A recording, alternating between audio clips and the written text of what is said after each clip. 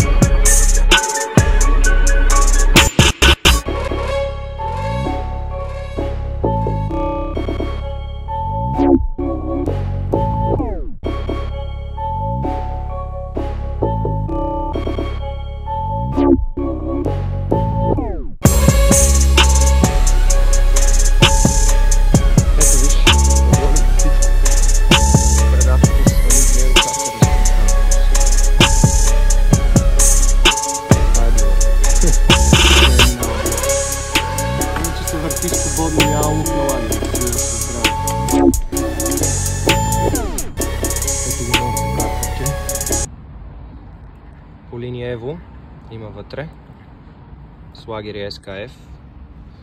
Подготвил съм тук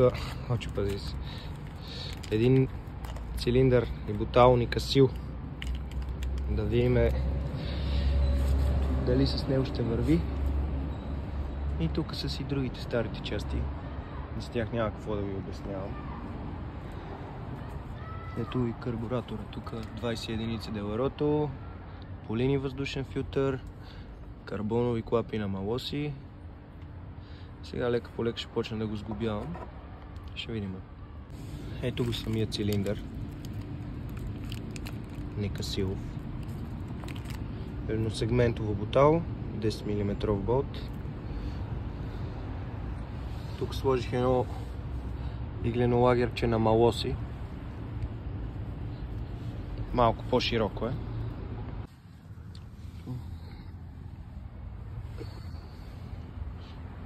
Сега изслагаме и тази заирка и после гарнитурките и цилиндъра.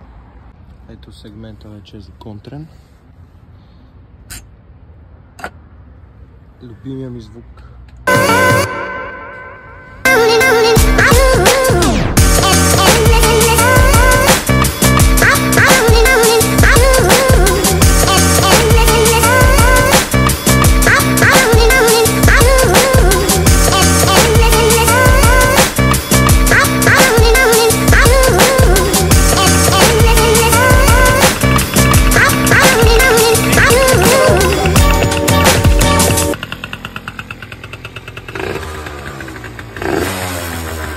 Бензина само е от миналата година, ама запали с него.